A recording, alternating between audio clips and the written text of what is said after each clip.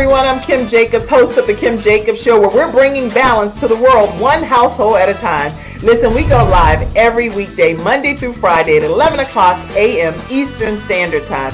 I bring guests on that talk about their backstories, things that they've had to overcome to become who they are today. Many of them are balancing and juggling life, and they've become experts in different fields.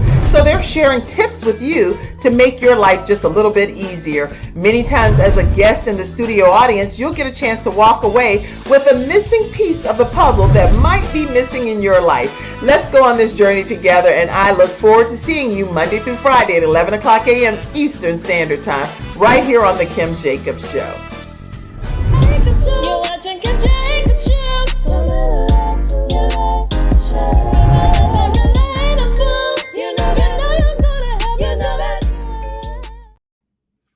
Everyone, and welcome to this episode of The Kim Jacobs Show. Hello, Corinne Brown, our fresh expert over there. How are you? My little title today because I was like wearing two hats. I know. You normally wear the fresh expert hat, but today you're wearing a different hat because you're actually working in tandem with another person that's going to be a guest here as well. She's popping back in a few minutes. And so tell us a little bit about what role you're going to be playing today here on The Kim Jacobs Show. Well, I am really excited for our guest. So you guys are going to love it when she gets in. Make sure you're sharing this with everyone to hear her message because it's really amazing. But I guess I still am the fresh expert. It's kind of my umbrella. Last year, I kind of branched out and I started a new business alongside it. So many of you know me as the Tupperware Lady, but now I'm also your one-stop shop for all elevated non-alcoholic options. So we'll tell you a little bit more about that story too, but basically I've started a non-alcoholic beverage company that retails and distributes. Okay. I know, it's kind of cool. That's exciting, Corinne. And I mean, you're definitely going to have to tell us what made you go in that direction, because I only knew you from the Tupperware world. So to hear you saying non-alcoholic beverage, I was like, wait, what happened? So obviously something happened in your life that helped you decide that this is something that you become passionate about, right? It is. So I'll go ahead and tell you my story now. So 3 years ago, I decided that I no longer wanted alcohol in my life. I didn't like the way it made me feel. I was getting rid of toxic relationships and putting my health first. I was on a journey to find my authentic self again. And I realized alcohol had no place in it. So on this journey of, like, I guess you call it sober life, I like to say it's a dry life. Going through, I'd go out and I'd still want a beer on a hot day, or I was still wanting a wine in the evening, or when I got to festivals, like I still wanted the ritual of having the cocktail of some sort. I don't drink soda at all anyways. And so when Interesting. So that's probably my alcohol right there. Right. Well, we all have our things, right? Right, so right. I was raised on unsweet tea. Right. And we drink a lot of water in my house. So it's like when I go out, it's what am I going to drink besides water or mostly bad tea?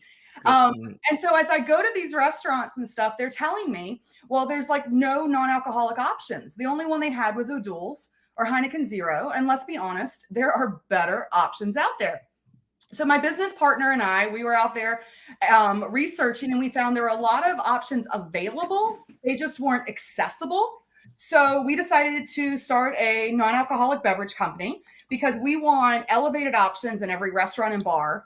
And that's what I wanted to drink when I went out. It was kind of selfish in some ways because I just wanted a better beverage. But what I have found is I've met amazing people like Molly here. And yes, I've learned some really amazing facts. And I'm going to give you one of them because this is a recent one I learned. In a recent study of people that are 18 years old and up, 37, get that. 37% of people choose not to drink. So when you think of that number, there's a lot of people out there that want elevated options. The problem I personally feel is that our society glamorizes alcoholism instead of normalizing sobriety. So it's kind of like starting the conversation. And that's really what Molly is really great at. So now that she's here with us, we should let her kind of. Absolutely. We just pulled in Molly. And Molly, tell us how to pronounce your last name just to make sure I have it. It's Ruggieri. Oh, girl, I would have botched that. Girl, I would have botched that so bad. I don't think anyone gets it right. It's if you got it right, it will be weird because no one gets it right. So okay. So Molly Ruggieri is here with us today. and our fresh expert, Corinne Brown. And we're going to be talking today about some non-alcoholic options and how to be alcohol free. So, Molly, in just a nutshell, tell everybody what they can expect from today's discussion from your perspective. So from my perspective, I am forming community and I am helping people change their relationship with alcohol and showing people how to socialize alcohol free. So not just sober people, but really anybody can benefit from taking a break or cutting back on alcohol. So practical tips and ways to make that easier and more fun in your life. Very good. Okay. Wow. So listen, everybody, go ahead and tag your friends and share the broadcast. Let everybody know that if you know anybody, you've been out with them and they've been drinking, you've been drinking, and you just want to look at some alternatives. Nobody's condemning anyone on this show. So there's no condemnation whatsoever. But what we're doing is just offering ways that we can balance our lives and just bring in some level of energy. And so today, Molly's going to be sharing some very informative, I think a good compelling argument for you to consider if you would like to live alcohol free. And I definitely, in total transparency, I don't drink at all. And it's not because I'm like, oh, I don't drink because of this or because of that. I just don't drink because I don't like alcohol, period. And so I don't want to drink if I don't like something. And so that's been just my own. I grew up with my mom not drinking at all. And so we didn't have alcohol in the house. And so I didn't have it even as a desire. So growing up, that I wasn't even exposed to at that level. And then when I did go to college and I drank some punch one time. And the punch, I didn't realize they had spiked it with some stuff. And oh no, that's not good to that's not scary. know the ingredients. Yeah. I was like, oh my God, I was so overwhelmed having like out of body experiences because of that beverage. And then I did drink coolers, the little things that you get in the grocery store, the coolers. I've drunk that a couple of times too. So that was my experience with alcohol. Yeah. I think it's so interesting that when you share that you don't drink, you have a qualifier of it's not because I don't have a problem. I just grew up with not drinking, and so you always kind of have to explain that, like give that detail. And also the fact that you grew up in a family that alcohol and drinking wasn't demonstrated for you. You just like didn't learn those cues and it wasn't around you. So it kind of just makes sense that from like a nature versus nurture, like nurture perspective, that you would have that experience and you would just be able to like try it, not like it, and leave it because it wasn't a part of your life growing up. But that's good that you picked up on the fact that I still put those carrots, those nuggets, those caveats. It's like, but I don't it drink makes sense for this. Yeah. But for the sake of this conversation, I think it does make sense to give that context. But even people outside of situations like this will always give you like their reason if it isn't necessarily because of a problem. So it's interesting. And then the other thing too, I will say that I definitely don't want to paint the wrong picture because there was alcohol that was my mom's fiance at the time. He constantly had a beer or something right there. But it's just that he kept it in certain fridges and different. It was a lot. Yeah. So anyway, the point is I was exposed to it if I wanted to find it and definitely could have accessed it. But because I was following more like my mom's path, I just decided not to. Yeah. All right. So listen, let me talk for a second here about Molly. Molly, your bio tells everything that we're going to talk about in detail. So I'm not going to read the bio. I'm going to ask questions pertaining to the bio. But you're a writer, a certified life coach, and this Naked Mind coach, and the founder of the Counterculture Club, a global alcohol-free community that's based in Charlotte, North Carolina. I know this is a global program, but it's based in Charlotte, North Carolina, and most recently, Countercultural Festival, the Southeast's first non-alcoholic beverage festival took place in Charlotte, North Carolina. I'm so honored to welcome Molly, and I'm going to say Molly, here to the Kim Jacobs Show. Thank you for having me, Kim. Yeah, sorry for my technical difficulties this morning, but I'm here. It's all good. It's how we balance life. So when we come back, everyone, from this commercial break, we're going to just go straight into what happened with Molly. Take us back on a journey at 27 years old. Something significant changed in your life. So when we come back, we like to deep dive and learn more about that. And also Corinne, our fresh expert, Tupperware lady, but also now beverage lady, non-alcoholic free beverage lady. You can chime in anytime you like throughout this broadcast. So we'll be right back after this commercial break. I'm attorney Charles Everidge.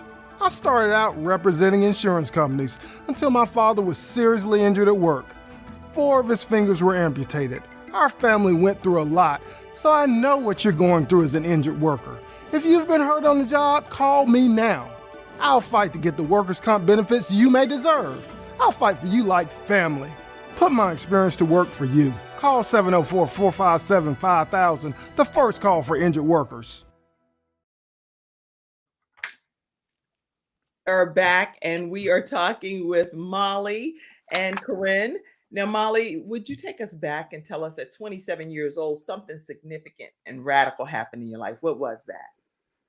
Sure. Yeah. So when I was in my 20s, right after college, I moved to New York City and I started working in entertainment, PR, lifestyle, travel. So I was doing a lot of nightlife parties, putting on big events for magazines and doing all kinds of exciting stuff for a 20-year-old. But in New York City, alcohol is in every city, but in the city that never sleeps, it very much literally does not. And alcohol and drinking is happening all day, every day of the week. And because so many people, work in different industries, we're just not all on the same timetable as we are like in somewhere like Charlotte. So I was, I very quickly went from being a college binge drinker to, drinking on the weeknights, drinking, day brunch, and it just increased as I was living in New York because of, everyone around me was doing it. And so it was a really gradual thing. But it was very much, I had a lot of social anxiety. So when I discovered alcohol in college, I saw that as the key to, making me less nervous, making me more comfortable, confident. I kind of had just started dating. I had one boyfriend in high school, but I didn't really, I didn't have much dating experience. So alcohol was a lot of my dating culture as well. And, it was how I learned to function and behave as an adult. So it really just continued to grow without me realizing it. And then when I was 27, after going through a really upsetting, out of nowhere breakup, I ended up hitting a point, like a switch went off where I was now drinking more so by myself, like having wine every night alone as a way to just cope with my emotions. And it became kind of a comfort blanket for me as such, so I could, turn off my thoughts and kind of dull that emotion and that sadness. And, I had been prescribed a antidepressant. I did deal with some mild depression and anxiety that I was not medicated for. So that also was a part of it. And this is embarrassing to admit, but I didn't even want to take the antidepressant because I read that it does not mix with alcohol. So I preferred to drink my antidepressant rather than to take the pill version. So it just sort of all came to a head in the very end of 2017. And I just was really unhappy. I didn't really have enough going for me in New York that it made sense to stay in the city, and my health was suffering. My job was really stressful. I just didn't have anything that was motivating me to stay there. And so I decided to move back to Charlotte and prioritize my health. And that the first step with that was quitting drinking and cutting out alcohol. I knew it was just holding me back.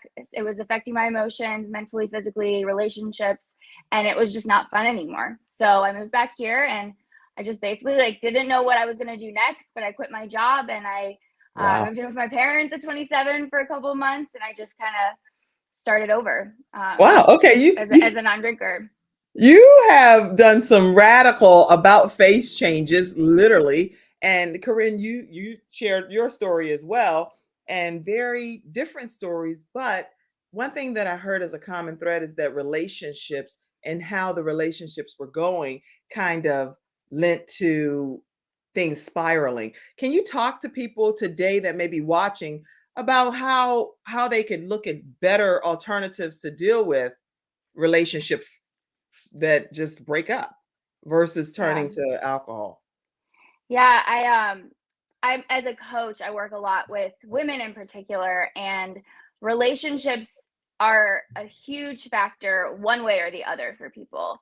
Either they're afraid to change their relationship with alcohol because of a relationship. So if they use it as a way to connect with their partner, or their partner drinks a lot, and because I work with people that are more in the middle, they're quote unquote like gray area drinkers, they don't necessarily look like they have a problem on the outside. So a lot of people in their lives might be pushing back and saying, oh, you don't need to change, you don't need to quit, so and so needs to go to rehab, not you, and like you're fine. And so they actually get pushback to keep drinking, and kind of, not everyone, but that does happen sometimes. Oh, And then so we have the opposite.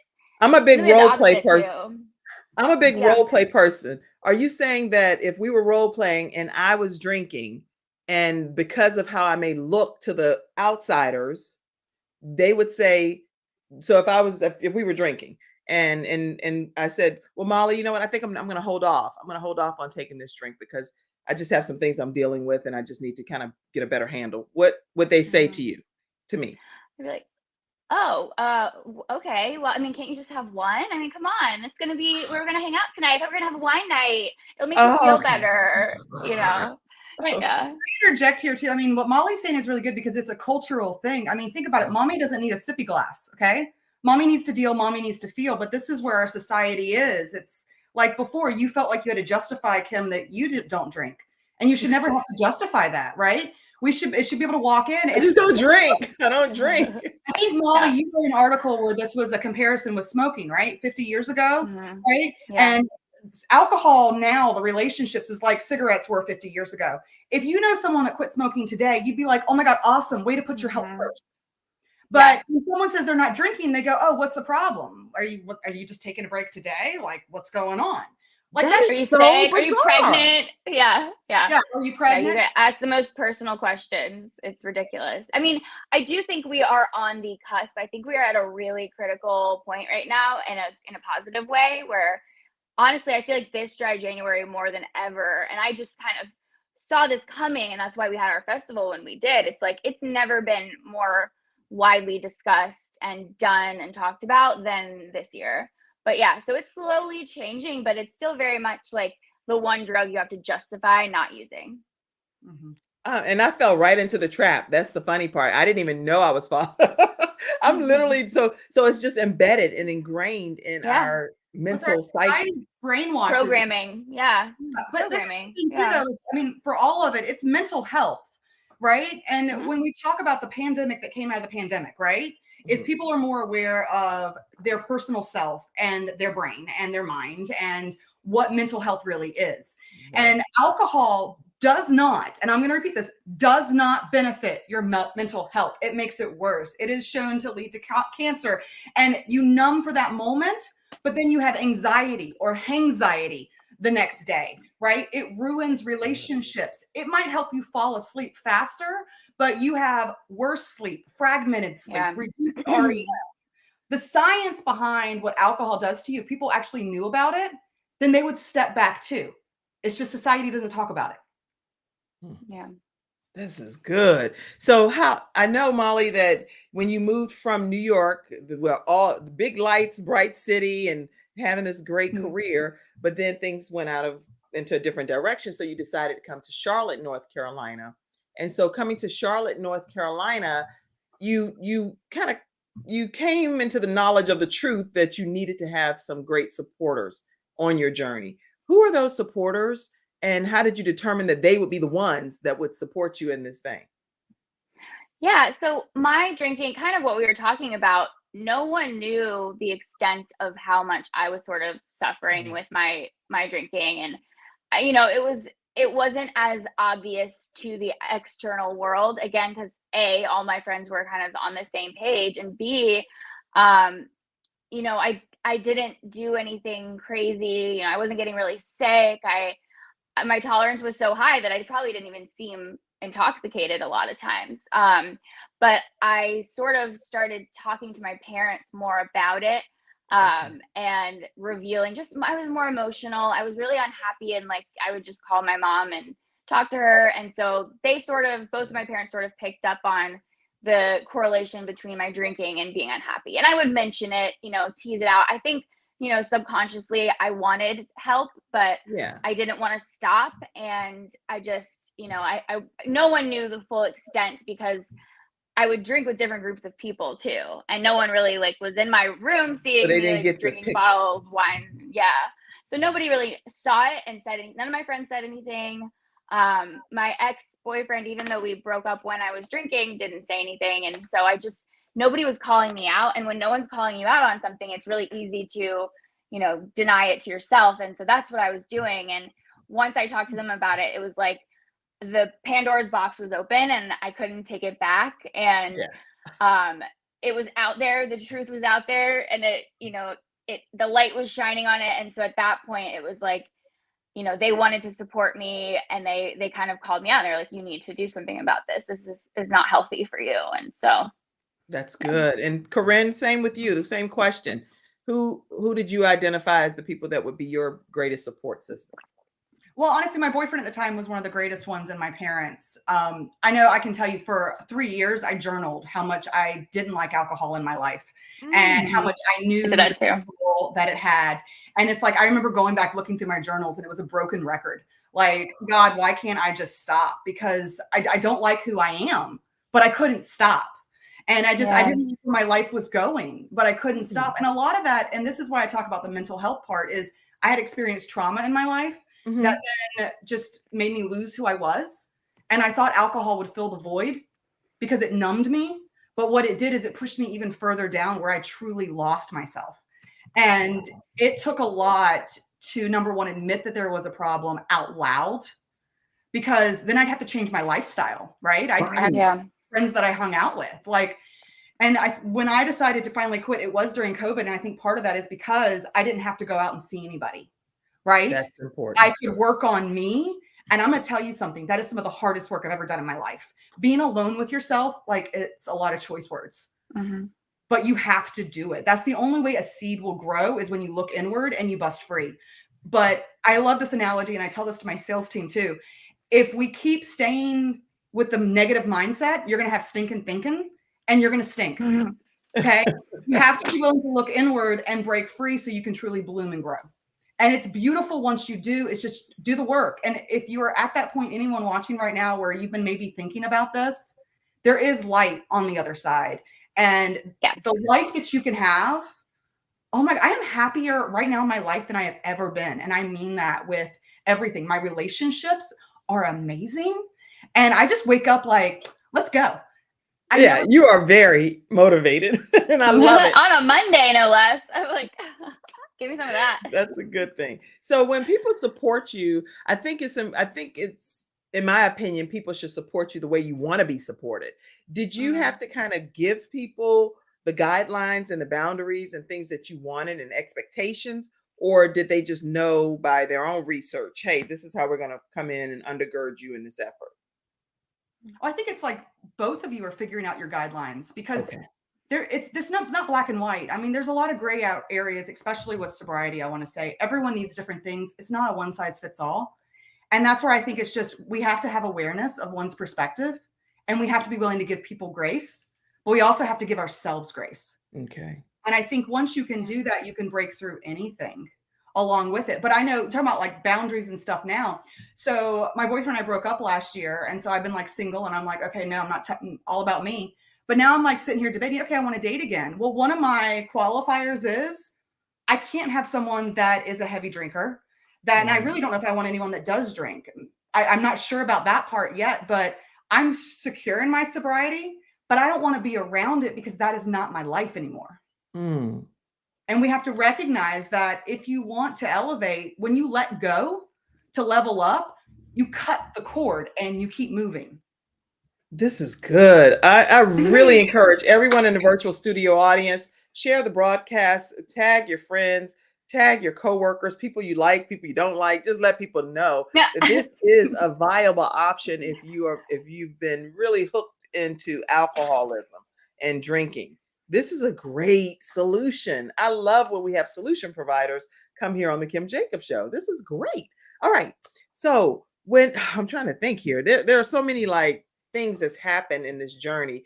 People are supporting you. You've moved from New York City to Charlotte, North Carolina, as far ends of the spectrum. You have your mom and dad that you're living with, and they're all in your business. So it's like, it could drive you to drink. Seriously, Molly, it could drive anybody to drink. How did you maintain your sobriety in the midst of all of this that you were experiencing? Yeah, and one thing I will say too is with drinking, with not drinking, it doesn't have to be necessarily an all or nothing situation. I think sometimes people get intimidated and think it has to be a, never again, never drinking again. And the way that I work with my clients is a little different, where we don't start with, day one, you're not drinking. We actually start with learning knowledge first, learning the tools first, and then, wait until you've had some time to gain that perspective before making any big changes. And that's why our group, Counterculture Club, is not just for sober people. It's for anybody that is looking to socialize alcohol free, even if they usually drink or they drink in moderation. We just create the space. We hold the space for people to socialize alcohol free. We don't condone the use of drugs or alcohol, and alcohol is a drug, but we don't condone the use and we don't provide it. But at the same time, we aren't specifically just for sober people. We're trying to really bridge the gap between drinkers and non-drinkers, because that is where the people are. I think once somebody makes the decision to stop drinking, they're seeking those resources out. But I kind of want to reach the people that don't know what they don't know, because those are the people that, are where I was when I was maybe 25 or 26.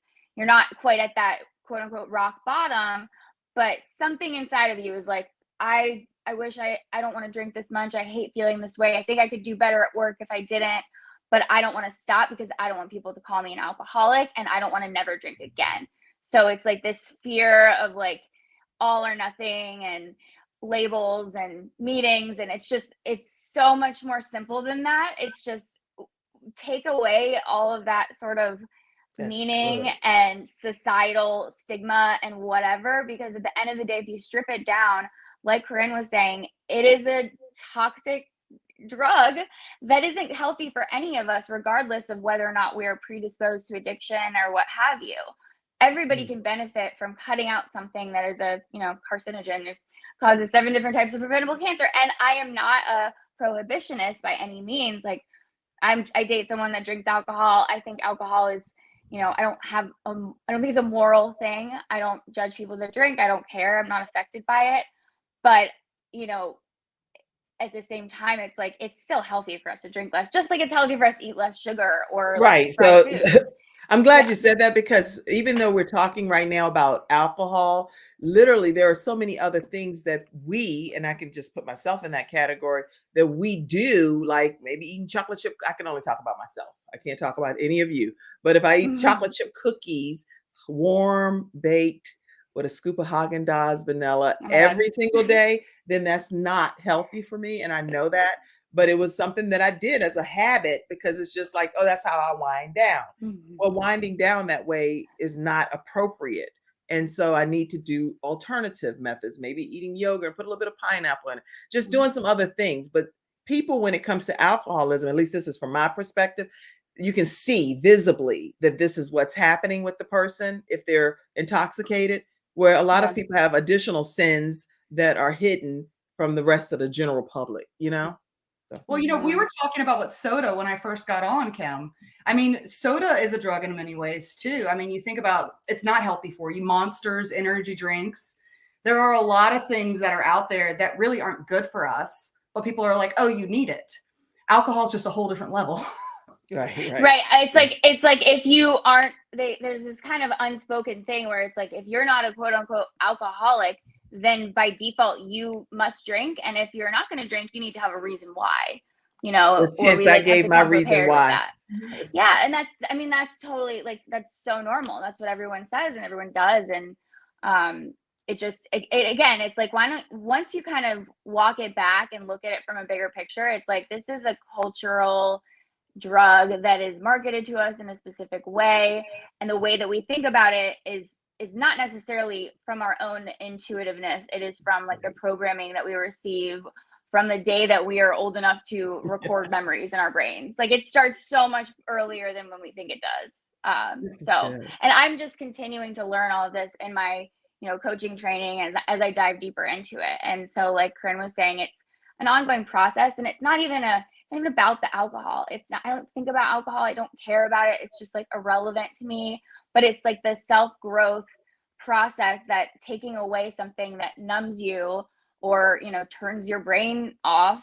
Like, what happens when you take away your coping mechanism? Well, you have to face your stuff, and you have to live life without, putting a wall up between you and the rest of it. So it's an ever lifelong journey, and I'm continuing to learn more things and change. And I mean, even reading an article I wrote like 2 years ago, I had to rewrite for another outlet, like do an edit of it. And my tone has completely changed from about alcohol, just 2 years. So yeah, And this is coming from a person. Yeah.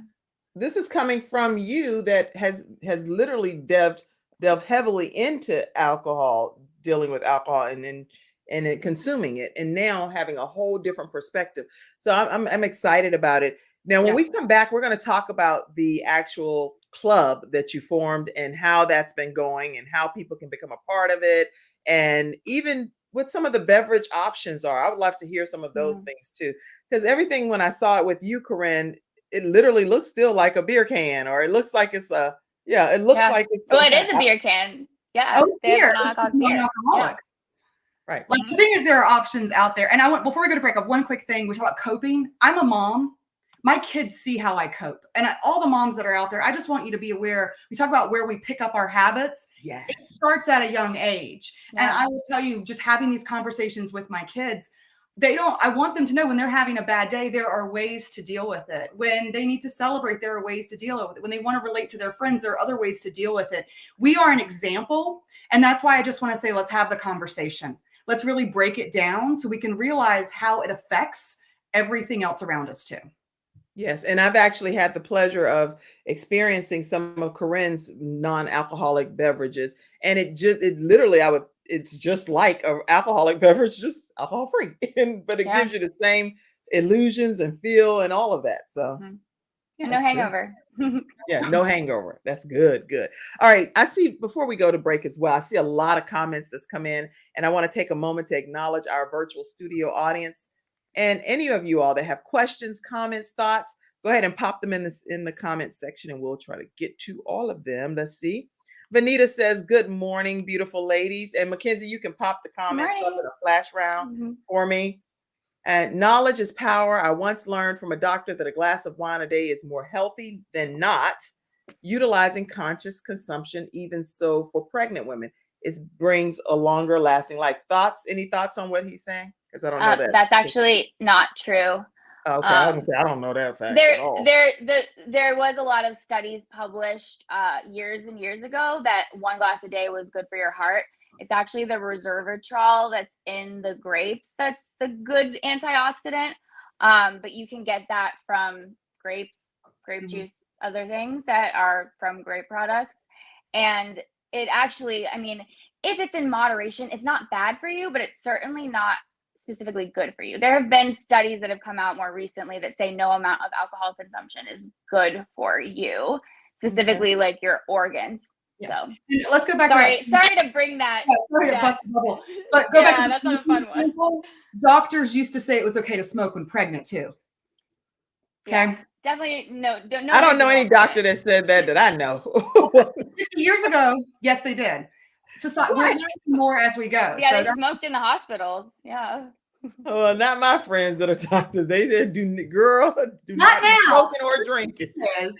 Studies like the 50s. Yeah. Long time ago. Yeah. Okay. Next comment. Go ahead. Some more comments coming in. Who else had a comment?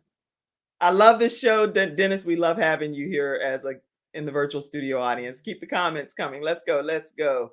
Who else is on?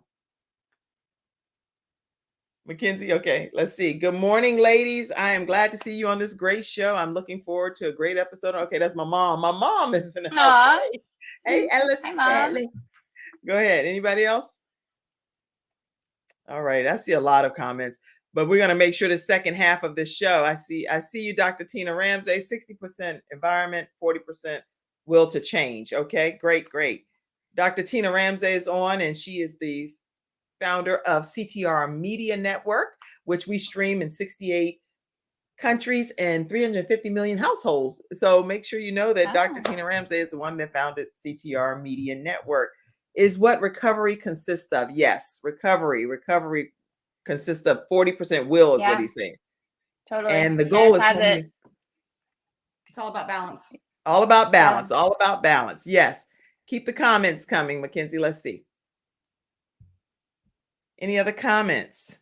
Let me see. I see Des. Hey, Des. Des is one of our Freestyle Friday experts over the years, and she's a warrior, to say the least. She'll be coming on the Kim Jacobs Show, sharing her story and her journey, which she's already made it public, but she's been kicking cancer in the head. And so we're definitely going to go on that journey with her some and hear more of her story, which is totally inspirational. So can't wait to have you on, Des, and glad to see you in the studio audience. Okay. Who else? Lisa said, I love this, and lots of other comments. Okay. We are going to thank you for all of your comments. Hey, Dennis. Okay. Parenting Circle of Trust. Second half of this show, we're going to go ahead and turn to learn more about this special club that Molly actually formed. So we'll be right back after this commercial break. I'm having a good time. I have peace of mind with Silver Shield Security, which has been protecting my family and home, along with servicing the Carolinas for over a decade. Silver Shield Security knows the importance of convenience and safety. Whether you live in an apartment, a home, or run a business, they are here to protect you from unwanted intrusions and fires. Call now at 704-440-4688 or visit the website at www.silvershield-security.com. You can use my promo code #ToneX and get 1/2 off your installation price. Don't forget to ask about the new no money down options. Let Silver Shield Security help to give you peace of mind, just like me and my family, and keep your business safe. All right, everyone. We are back, and we are talking with Molly and Corinne. And Molly, I want to just tell a little bit about the Counterculture Club. Is a global alcohol-free community that's based in Charlotte, North Carolina, and is created for free thinkers who don't buy into the mainstream societal narrative that we need to drink to connect with others or to be the best version of ourselves. And so I'm definitely interested in hearing more about the club. So talk to us.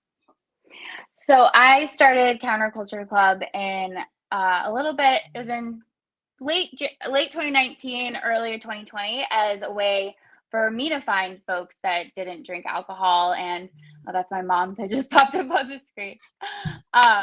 That's your mommy? Yes. Hi, Miss Lisa. I know you're proud of your daughter. So yeah, my life was a lot better. You know, I was healthier, I looked better, my skin was better, my relationships were doing really well. The only thing that was missing was all my friends here drink alcohol. And that's, you know, normal. That's 99% of adults. Actually, I think it's more like 87, but drink alcohol. So I didn't have any friends that were non-drinkers. And I just felt like, if I feel this way, I'm younger, I'm in my 20s. We have over 60 breweries in the Charlotte region. There have to be other people that also feel the same. Like, it was such a life-changing experience, and I wanted to find folks that connected with that and had that experience, and they wanted to go out and do things like, you know, go rock climbing or go to the mountains, or, you know, even like have a picnic or something and not drink. And by default, even if not everyone's getting intoxicated, they're still drinking at every kind of social event. I mean, even at like breweries now, you get alcohol tickets for doing a yoga class. So I was just sick of always being the non-drinker and feeling kind of alone in that and isolated. And, you know, there always comes a certain point in the evening where everyone's reached a point with alcohol where you're just not on the same level with them anymore. You're not really you're not connecting. It's just like you feel like what you're saying is sort of bouncing back off and nobody's home. So, so I just wanted to meet other people that, you know, wanted to go out and do fun things. And so I couldn't find anything in Charlotte that offered this, that was purely social and was alcohol free, you know, that spoke to me and that had the group of people that I wanted to find. So I just decided to create it myself, which is not something I ever would have had the confidence to do had I not gone through this process. Well, I'm super grateful that that is what God put in your heart to do, because each of us have gifts and talents, and for you to be, sometimes the thing that aggravates us the most is the thing that we need to do something about. And so that's beautiful. And Corinne, I know that she's with the Counterculture Club, but how did you two connect? And how did you become a part of everything? Well, this is actually really fun. So in order to share the sober love, I like to say, and this is, so Be Refreshed has this tagline: whether you're having a dry day or a dry life, you deserve elevated options.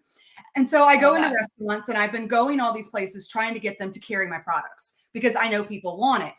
Right. But the problem is they'll tell me, well, no one asked for it. And then I'll go, well, it's not on the menu. Okay. So I go through all of that stuff. So what we found was I need to do pop-ups. So we had been doing the sip and stroll, and we did the Fort Mill lighting. And it was actually at the sip and stroll that I met some of those amazing ladies from the Counterculture Club. And they were like thanking us for being there. And this is like, that's why I do what I do, is because I knew that there was a need. And so we're there sampling all of our products so people could see how amazing our wines and our beers and everything else is, giving them drinks that they can actually walk around on the stroll, because it's a wine stroll. Like, they were going to be drinking the coffee that they brought, and I was able to give them a champagne that they actually could drink, right? So they more in sync with everybody. And so we just started a really great conversation. And then I got introduced to Molly, and then I got introduced to my other friend, Leslie, who you've met. And it's just, the synergy is there.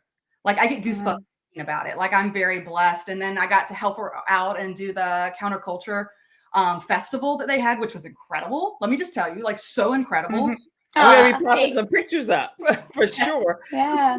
Kind of, we got into it. It's very serendipitous in some ways, right? Where it's just, when you have passion for something, you will find it back. And I feel like kind of what I'm getting with Molly and just all of them too is just, I know that's what I was wanting. I wanted some girlfriends that were sober, and I didn't have any, you know?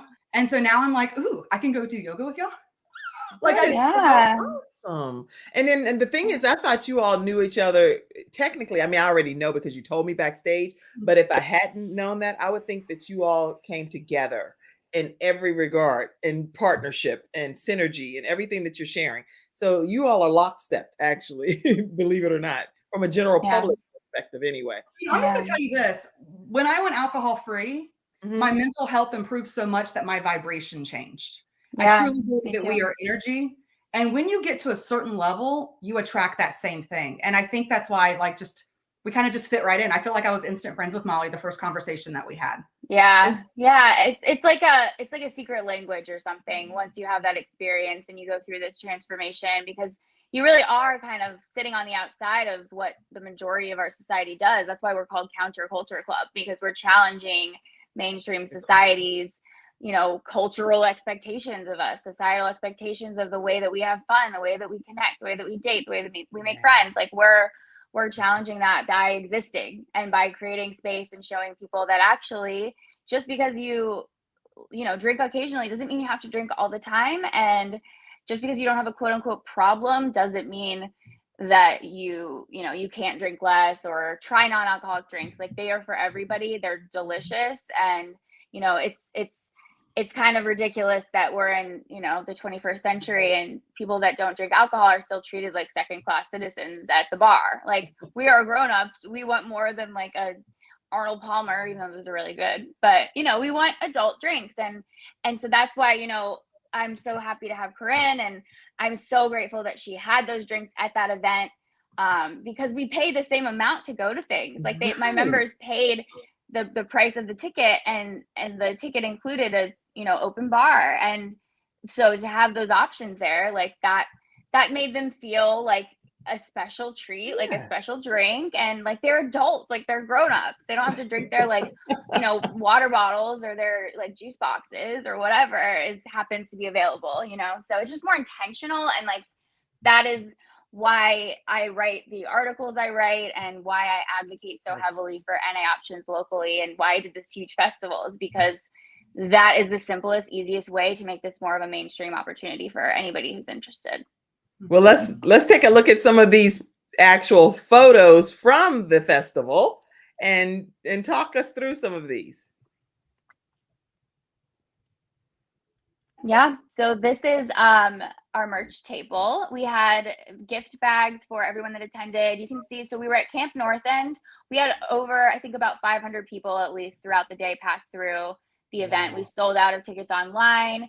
We had over 20 different beverage vendors from all over the world and locally. So we got really lucky in that a couple Charlotte breweries in the last year or so have launched non-alcoholic beverage options. So we just got our first NA beer in Charlotte. So one of our breweries, Resident Culture, just launched an NA IPA. So they were there. Noda Brewing was there. They have a really cool hop seltzer. So it's like hop water, which is, what they use to make beer, barley, or actually, I'm not going to speak to it like I know what I'm talking about. But essentially, it's like a seltzer water, but it has hops in it. So it's refreshing. It has like a beer kind of cocktail vibe, but it's non-alcoholic.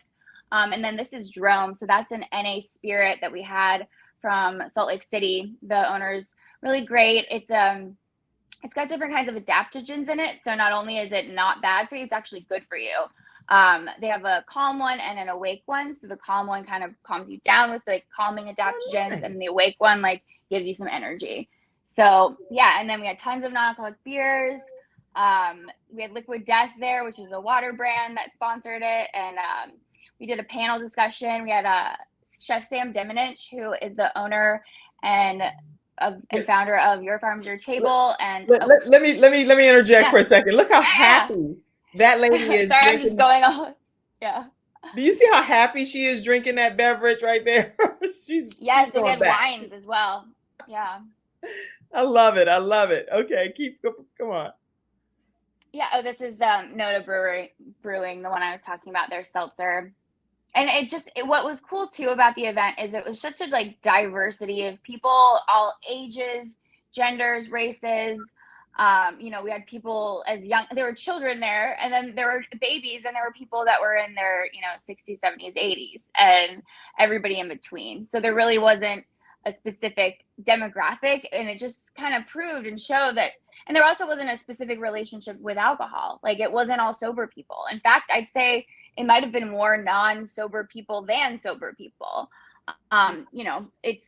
It's a big city, but it's not, the sober population is still not that large, I don't believe. So, I don't know exactly on numbers with that, but from who I spoke to, most of the people weren't entirely sober. They just were curious about this. So this is Devil's Foot was another one of our sponsors. They do craft sodas in Asheville, North Carolina, and they use really natural ingredients. They call it farm to can.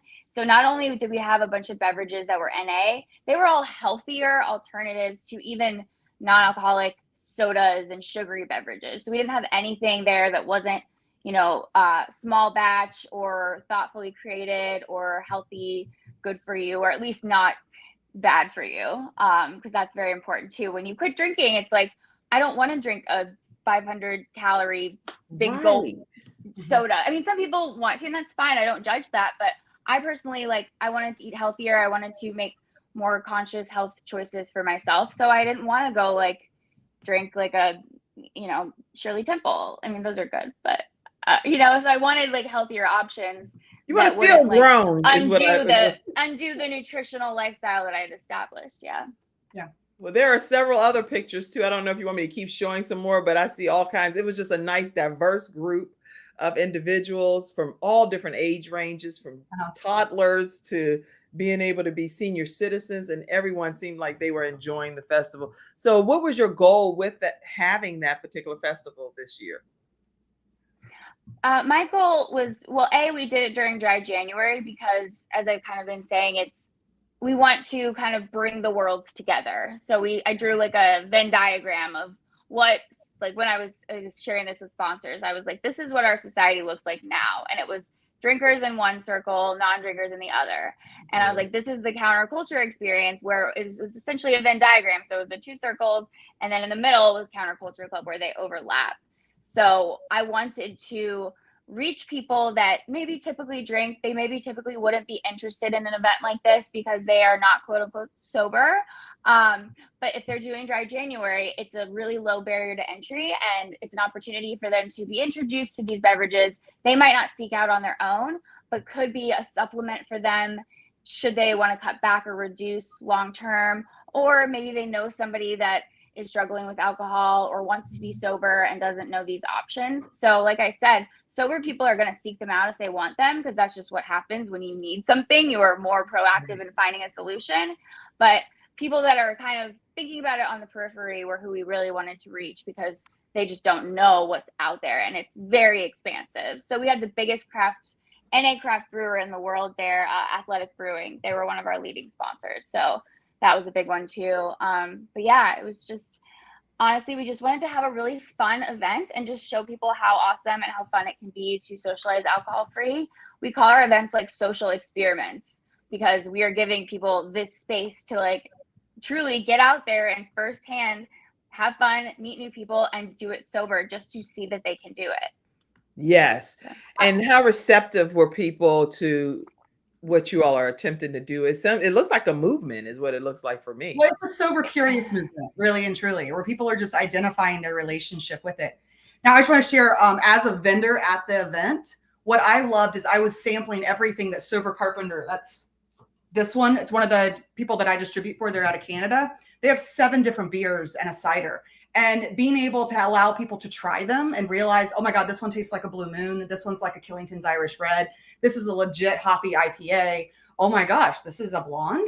I mean, O'Doul's and all of those, they're outdated. Okay. The thing is, people realize that there are elevated options. And even with the people, my friends that are drinkers, like they intermix the two together so they don't feel like the day. It's a great way to also just be responsible with your drinking, because you still get the flavors that you want, but you don't have the effects of it later. So there's a huge opportunity for all of it. It's just a matter of letting people know. And so this is why this festival is huge, because people can sample it and they can see it and they can experience it and realize, oh my gosh, there are legit amazing options out there. Like, yes. Yeah. And that's what makes my heart smile. Well, tell me about some more of these pictures too, Molly, because I see so many pictures here. Yeah, so this one is Liquid Death. That was the water brand. They're a canned water product. They're internationally recognized. This is Athletic. That's the craft beer I was speaking about. They are huge. There's the first brewery dedicated, like actual physical brewery that's just NA beers. I mean, they're everywhere. They're enormous. They're massive. Where are they located? And they, I know they have one brewery in Connecticut. I think they have another hub as well, but Connecticut is where they, I believe, originated. But we've connected with their local rep over the years. We've done like 3 events with them at this point. They've become an awesome partner for us. So, we also brought their rep onto a panel, and we talked with the Devil's Foot founder, Ben Colvin, and all of the local breweries I mentioned, and Chef Sam Deminich was there. So it was really about, speaking about the movement and sharing our mission, as well as giving people this space to play with, these new beverages. And like Corinne was saying, where else are you going to get the opportunity to try this many different kinds of drinks? Because, there's some of them are on the menu, but a lot of them aren't. And, it can be intimidating to go online and try to figure out what to order. Is it going to taste good? It's expensive. It's not cheap necessarily. So it gave people the opportunity to like really figure out, what do I like? What do I not like? And then go try a product. Mm-hmm. Well, I'm glad that today you're shedding light on just an alternative option for people. So if you drink, you drink. We're not condemning one way or the other, but if you are looking for an alternative solution, then this is definitely something that you can try out and see if it's something that meets your satisfaction. And hey, I want to say, like, an ask of all the viewers is that now that you're learning a little bit of the fact that there are options out there, even if you don't want them yourself, can you please start asking for it when you go out? Because that's my biggest hurdle or mountain to get over, is that people won't order it because it's not on the menu. Restaurants won't put it on the menu because people don't ask for it. And I need people to go in and say, instead of an old fashioned, they want a new fashioned. It should be like that should be the standard. Or instead of a dark and stormy, I want a smooth sailor. Or can I have a Venata? Can I have a Sober Carpenter? It's not, do you have any non-alcoholic beverages? Like, so see, you definitely have to educate us, because I don't know that. So the right wording is important, because I would say that. Yeah. That's why, yeah, it needs to be on the menu. I wrote a whole article like featuring local businesses that put it on the menu because it can be so embarrassing. You know, you don't want to draw attention to yourself. So to be like, do you have any mocktails? And then the waiter looks at you like you have 3 heads and, you know, they're like, I don't know, I'll go ask the bartender. And it's like the opposite of what getting a non-alcoholic drink does for you socially, like that placebo effect. You don't want to have a big, like, I'm drinking a mocktail spotlight blinking over your head. So it just makes it more discreet. And there is demand for it. Like there's a huge demand for it. They can't keep Athletic on the shelves. It's always sold out. Everybody, even you go to Total Wine, it's like it's all picked over because people are drinking these beverages. They just need to have them in front of them. Mm-hmm. So what words of encouragement, because there are people that are on different ends of the spectrum that are watching, what words of encouragement can you share with people to just encourage them to consider what you're proposing here? Molly, do you want to go first? You go first, Sure. Corinne. You go first You go because first. then I'm going to have you, both of you, I'm actually going to have you share your closing comment as you also share this inspirational point, and then just a closing comment as well. So you first, Corinne, and then we're going to close out with you. Well, I think the most inspirational thing is that if anyone watching is struggling or just questioning, or if you're curious about what your relationship is like, the number one thing is don't ever diss yourself. You are not a problem. Okay. You are amazing. You are beautiful just how you are. You don't need to change for anybody else. And I think that is the biggest thing, is that we need to refine that confidence and light inside of ourselves and realize that who you are is not defined by what everyone else says. So first off, that's number one. And once you get there, just know that, you know, what works for you. And that's really what it comes down to, is you need to find what makes you happy, because that's how you live an authentic life. It's not what society says. It's not even what your parents say. It's here.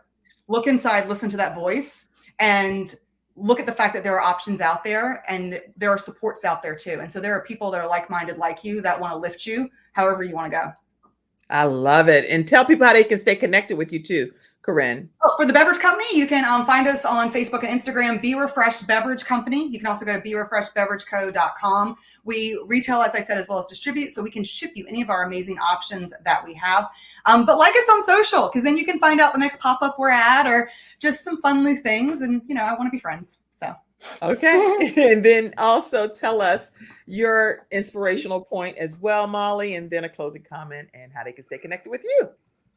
Yeah, I think my inspirational point, I mean, if you are changing your relationship with alcohol, look at it from a place of abundance rather than a place of deprivation. See it as an opportunity to, you know, explore your life, get curious, figure out what else you can do and what other ways you can have fun and what you like to drink that isn't alcohol, and getting to know yourself better and spending more time, you know, doing other things outside of drinking. It frees up a lot of your time and your energy. And I mean, objectively, it improves your sleep. There are so many benefits to cutting back or cutting out alcohol. So, you know, see it as an opportunity rather than as a punishment. Like I personally did when I first stopped. I didn't see the opportunity because it wasn't framed in such a way to me in society. So it wasn't until I actually got into the space that I realized, like, oh my God, this is amazing. I feel so much more free not drinking than I did when I was drinking. So, you know, go into it with curiosity rather than judgment, and, you know, look for the good, look for what you get now, like look for what you're enjoying in this life with alcohol less of a priority than you would be if you were drinking at the same level. So. That's great inspiration. Yeah. I love this inspiration. How can people stay connected with you, Molly? The best way to stay connected with me is join our newsletter. Countercultureclub.org is our website. Our Instagram is at counterculture_club. And then my personal Instagram, where I am there for coaching and sharing knowledge and those sorts of things, is at Molly Ruggieri. So it's just my name. And Molly Instagram, Ruggieri. Website, best way to get in touch with us. Yeah. Make sure you stay connected with Molly Ruggieri. I am so excited. And stay connected with Corinne Brown as well. And many people want to know how you can support and invest and be a part of the Kim Jacobs Show programming. Here's how you can do it. You can screenshot. I'll put it right here for you, scrolling at the bottom, and you'll be able to screenshot how you can support and pour into the broadcast. We're on Monday through Friday at 11 o'clock a.m. Eastern Standard Time. And any way that you support the programming is greatly appreciated. No amount is too small or too large. Let's be clear. Okay.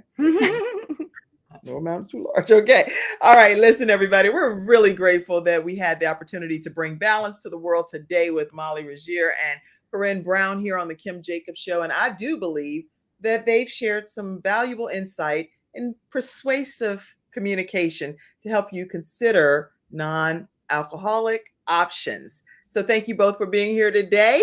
You have anything else that's like, I should have said this and I didn't? Is there anything? Going once, going twice. I would say this, just challenge yourself to be your best self, because that's what absolute freedom does. It allows you to truly find out. It's something to be proud of. It's a proud choice. It's not something, people will admire that. If you share this with confidence, they will respect it with confidence. So, the energy you put out there is palpable when talking about this. So celebrate yourself, be proud of yourself. And if you need resources or tips, please send us a message. We have plenty to share. And I do have one more conversation prompt. Some people are so stressed and worried about what everybody else thinks. So my question is, what would you say if you had to say to don't worry about? Yeah, nobody's thinking about you pretty much ever. We're all thinking about ourselves. We're all the main characters in our own stories. So I know, I always thought people would be like, why are you not drinking? What's going on? And I didn't get many probes or questions. People are not thinking about you as much as you think they are. So that's a good thing. God, I'm glad to ask. This is what I found. The people that question you are the ones that have a problem themselves. And 99.9.9% of the time, the people that is crazy. It makes them uncomfortable. Yeah. I'm so glad I asked that question. So listen, everybody, don't worry about what everybody's thinking. Worry about the fact that you're trying to get on a healthier track for your own life, a healthier mental track, and you're going to be everything that God created you to be. So thank you for tuning in to today's episode of the Kim Jacobs Show. Thank you, Corinne, the Refresh brand beverage person now. And thank you, Molly, so much. The Counterculture Club. Y'all are amazing. Stay backstage for a second. We're going to go ahead and close out. Have a great day, everybody. We'll see you tomorrow at 11 o'clock. Thanks, everyone. We'll be right back. We'll talk to y'all. No, I'll be back tomorrow at 11. Not right back. Bye.